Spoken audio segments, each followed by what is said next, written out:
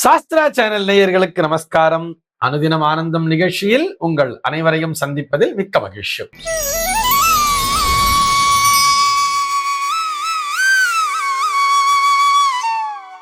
இன்று 13/10/2025 இந்த நாள் குறித்து பஞ்சாங்கம் என்ன சொல்றதுன்னு பார்க்கலாம் வாங்கோ. இன்றைய தினம் விஸ்வாவசு வருடம் புரட்டாசி மாதம் 27ஆம் தேதி திங்கட்கிழமை. திதி பார்த்தோம்னா தேய்பிரை சப்தமி திதி மதியம் 12:24 வரைக்கும் இருக்கு.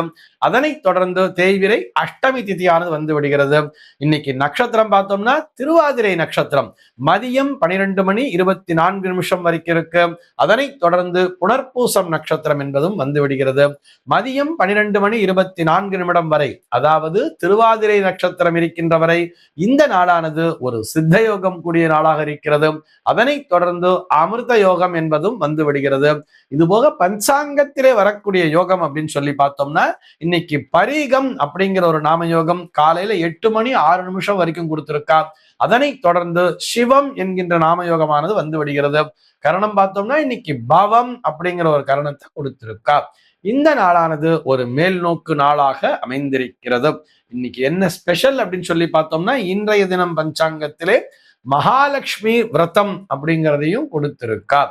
சென்னையை பொறுத்தவரை இன்றைய தினத்தினுடைய சூரிய உதயம் என்பது காலை 6:02 சூரிய அஸ்தமனம் என்பது மாலை 5:47 சந்திர அஸ்தமனம் என்பது மதியம் 12:03 சந்திர உதயம் என்பது இரவு 11:46 சம்பவிக்கிறது. பிரம்ம முகூர்த்தம் பார்த்தோம்னா நாளைய தினம் அதிகாலை 4:24 முதல் காலை 6:02 வரையில் நீடித்திருக்கிறது.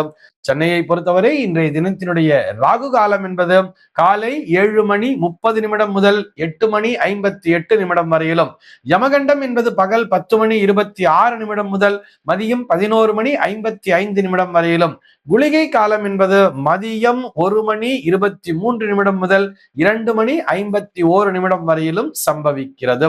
தினாந்தம் பார்த்தோம்னா இன்றைய தினம் இரவு 1:26 கொடுத்திருக்கா. சூலம் பார்த்தோம்னா இன்றைக்கு கிழக்கே சூலம் காலை 9:10 வரையில் அந்த சூல தோஷம் என்பது உண்டு. அதற்குரிய பரிகாரமாக தயிர் அருந்திவிட்டு கிழக்கு திசையை நோக்கி பயணிக்கலாம் அப்படிங்கிறதையும் சொல்லி இருக்கார்.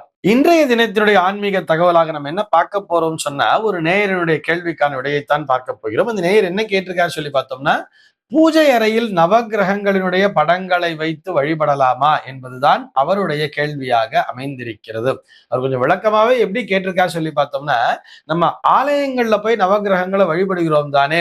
ஒரு சனிக்கு ஒரு எள் முடிச்சிட்ட விளக்கை ஏற்றி வழிபடுறோம். அதே மாதிரி ஒரு குருவுக்கு நெய் விளக்கெல்லாம் ஏற்றி வணங்குகிறோம் தானே.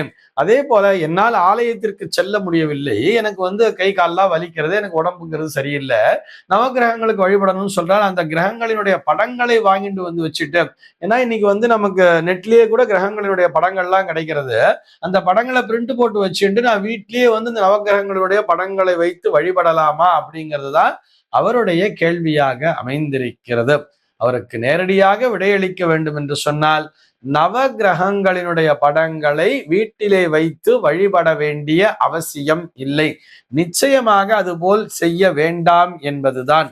அதாவது முதல்ல இறைவனையே நம்ம எப்படி வழிபடுகிறோம் சொன்னா, நமக்கு ஒரு உருவத்தை பார்த்தால்தான் அதன் மேல் ஒரு ஈர்ப்புங்கிறது வர்றதுனால இது பிள்ளையார் படம், இது சுப்பிரமணிய சுவாமி படம்ங்கிற மாதிரிலாம் படங்களை வைத்து வழிபட்டு கொண்டிருக்கிறோம்.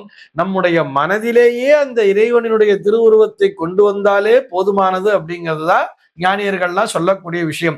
நமக்கு அந்த அளவுக்கு ஆத்ம ஞானம் இல்லைங்கிறதுனால நம்ம என்ன பண்றோம், சுவாமி படத்தை வச்சுட்டு அந்த படத்தை பார்க்கும் பொழுதாவது நமக்கு பிள்ளையார் மேல் ஒரு ஈர்ப்புங்கிறது வராதா, சுப்பிரமணிய சுவாமி மேல ஒரு பக்திங்கிறது வராதாங்கிறதுனால அந்த படத்தினை வழிபட்டு கொண்டிருக்கிறோம்.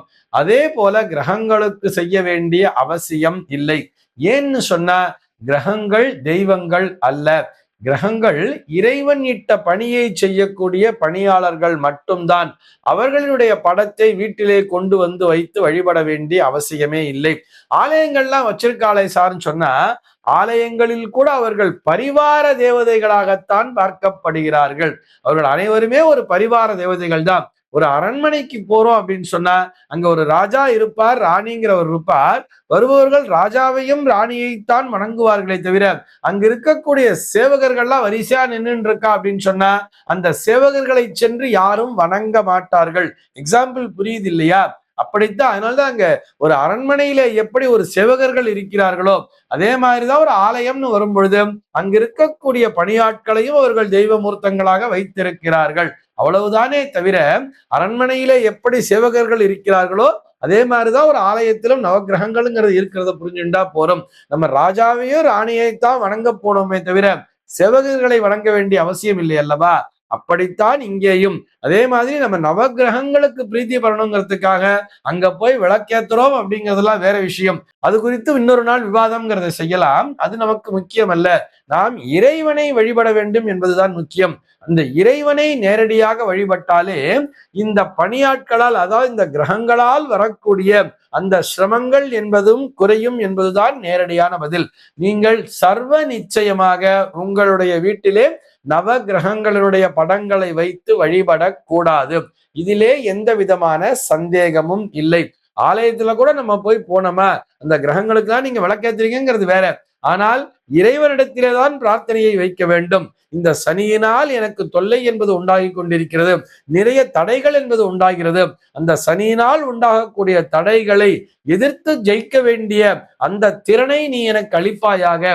இது மாதிரி ஏதோ ஒரு கிரகத்தினால எனக்கு பிரச்சனைன்னு சொன்னா அந்த பிரச்சனையை சமாளிக்கக்கூடிய அந்த தைரியத்தையும் அந்த மன உறுதியையும் நீ எனக்கு அளிப்பாயாக என்ற இறைவனிடத்திலே பிரார்த்தனை செய்ய வேண்டுமே தவிர அதிலிருந்து தப்பித்துக் கொள்வது என்பது சரியான விஷயமே அல்ல. கிரகங்கள் தான் நம்முடைய கர்ம வினைகளை அனுபவிப்பதற்கு துணை புரிகின்றன என்பதையும் புரிந்து கொள்ள வேண்டும். ஆக கிரகங்களை தெய்வமூர்த்தங்களாக நினைத்து அவர்களுடைய படங்களை கொண்டு வந்து வீட்டிலே வைத்து வழிபடக்கூடாது. இந்த தகவலோடு இன்றைய தினம் நான் உங்களிடமிருந்து விடைபெறுகிறேன். மீண்டும் உங்கள் அனைவரையும் நாளைய தினம் ஒரு புதிய தகவலோடு சந்திக்கிறேன். அன்பர்கள் அனைவருக்கும் அனுதினமும் ஆனந்தமாய் அமைய பிரார்த்திக்கிறேன்.